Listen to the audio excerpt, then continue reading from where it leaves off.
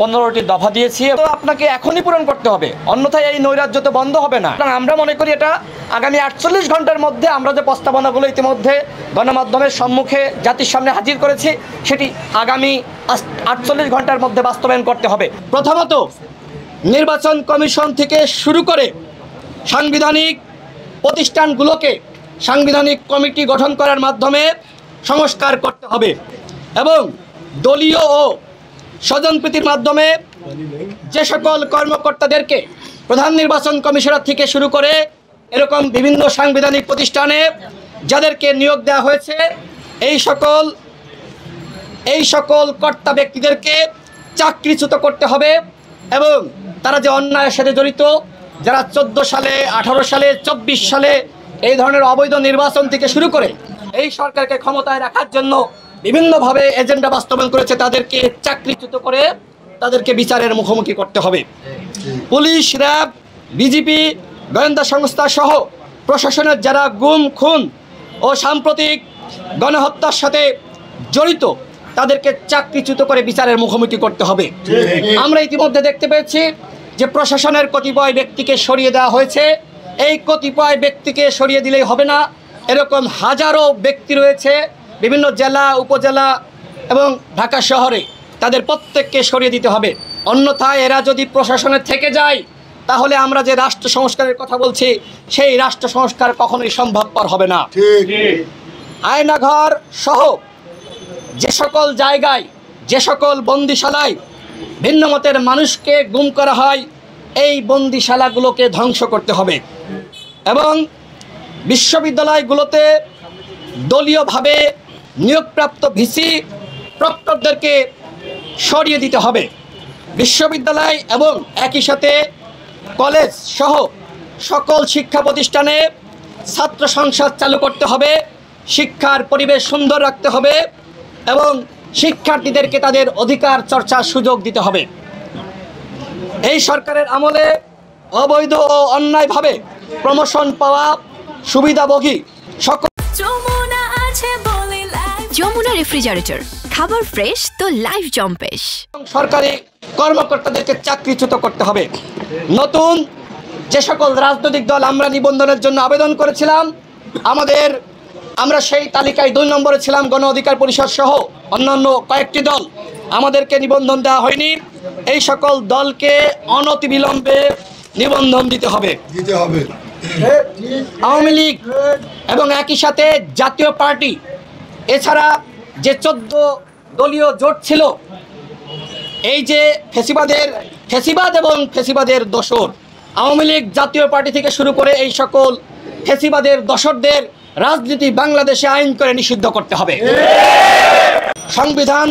সংসদীয় সংশোধন বিষয়ক কমিটি গঠন করে দিতে হবে।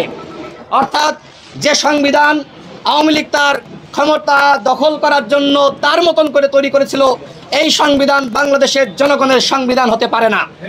এই সংবিধানকে অনতিবিলম্বে সংশোধন করে নতুন সংবিধান তৈরি করতে হবে। প্রধান বিচারপতি সহ হাইকোর্ট ও আপিল বিভাগের সকল বিচারপতিকে পদত্যাগ করতে হবে এবং সুপ্রিম জুডিশিয়াল কাউন্সিল গঠনের মাধ্যমে নতুনভাবে হাইকোর্ট বিভাগে, আপিল বিভাগে বিচারক নিয়োগ দিতে হবে। নিম্ন আদালতে যারা সেখানে বিচারিক কার্যক্রম পরিচালনা করে ওই জায়গাটা ঢেলে সাজাতে হবে। এই সরকারের আমলে অন্যায়ভাবে আটককৃত সকল রাজবন্দীদের মুক্তি দিতে হবে এবং সাম্প্রতিক সময়ে সকল শিক্ষার্থী, রাজনৈতিক নেতৃত্ব সহ যারাই নিরীহ সাধারণ মানুষ যারাই গ্রেপ্তার হয়েছে তাদেরকে অনতিবিলম্বে মুক্তি দিতে হবে এবং এই সকল মামলা প্রত্যাহার করতে হবে। কোটা সংস্কার আন্দোলন 2018 এবং কোটা সংস্কার আন্দোলন 2024 এই দুটি আন্দোলনে যে সকল মামলা, সেই মামলায় এখনো পর্যন্ত আমি সহ আমার পাশে আমাদের সহযোদ্ধা মশিউর রহমান আছে, আমাদেরকে প্রতিনিয়ত হাজিরা দিতে হচ্ছে। আজকেও হাজিরা ছিল।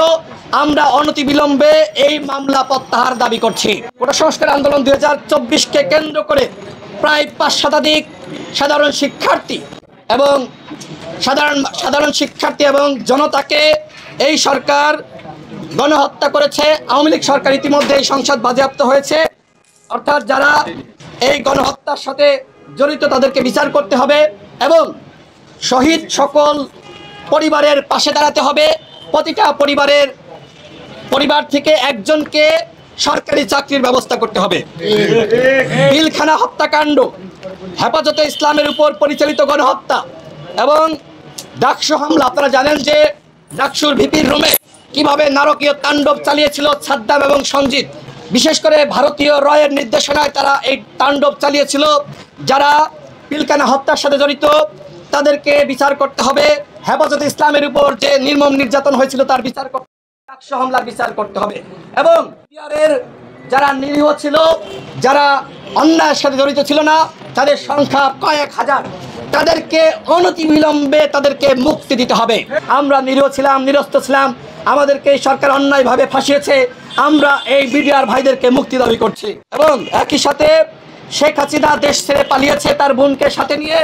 বিভিন্ন আপনার লুটেরা শ্রেণী এমপি ব্যবসায়ী গোষ্ঠী তারা পালিয়েছে, তাদেরকে অনতিবিলম্বে বাংলাদেশে ফিরিয়ে আনতে হবে এবং কঠোর শাস্তির মুখোমুখি করতে হবে, যাতে করে এই ধরনের অন্যায় করতে আর কখনো কেউ সাহস না করে। সর্বশেষ যেটি বলতে চাই, প্রিয় সাংবাদিক ভাইরা, আপনারা কখনোই সুরক্ষিত ছিলেন না। আমরা দেখেছি কিভাবে সাংবাদিক দম্পতি সাগর রুনিকে নির্মমভাবে হত্যা করা হয়েছে। এখনো পর্যন্ত সাগর রুনি হত্যাকাণ্ডের বিচার হয়নি। আমরা বাংলাদেশে যে সকল সাংবাদিকদেরকে হত্যা করা হয়েছে আমরা তার বিচার দাবি করছি এবং একই সাথে সাংবাদিকদের পেশাগত দায়িত্ব পালন করতে গিয়ে আমরা এবারে বিভিন্নভাবে সাংবাদিকদের কাছ থেকে জানতে পেরেছি যে আন্দোলনকারীরা অনেক সময় ভুল বুঝে সাংবাদিকদের উপর হামলা করেছে। আমরা বলতে চাই আমাদের সকলে মিলে সাংবাদিকদের নিরাপত্তা নিশ্চিত করতে হবে, আইন করে গণমাধ্যমকে স্বাধীন করতে হবে। গণমাধ্যম এদেশের আয়না বা দর্পণ, সুতরাং গণমাধ্যমকে কখনোই দলীয়করণ করা যাবে না। যারা এতদিন মানুষকে গুম করেছে, খুন করেছে, তাদেরকে দাঁত ভাঙা জবাব দেওয়া হবে এবং নতুন ভাবে যারা এখন লুটপাট করছে, অন্যায় করছে, সংখ্যালঘুদের উপর হামলা করছে এবং একই সাথে থানা ঘেরাও করছে, পুলিশ প্রশাসনের উপর হামলা করছে, তো এরকম পুলিশের মধ্যে অসংখ্য ভালো মানুষ রয়েছে। সুতরাং আমরা সকল পুলিশকে আমরা কখনোই দোষী বলতে পারি না। সুতরাং এটি বন্ধ করতে হবে এবং একই সাথে সংখ্যালঘুদের নিরাপত্তা দেওয়ার জন্য গণ অধিকার পরিষদ অন্তত সংখ্যালঘুদের পাশে রয়েছে। আমরা তাদেরকে অভয় দিয়ে বলতে চাই, কোথাও যদি সংখ্যালঘুদের উপর হামলা হয়, মন্দিরে হামলা হয়, আপনারা ভিডিও ধারণ করবেন, সিসিটিভি ক্যামেরায় অবশ্যই তথ্যপত্র থাকবে, আমাদেরকে জানাবেন। যারা এই হামলাকারী, প্রয়োজনে আমরা তাদেরকে প্রতিরোধ করব।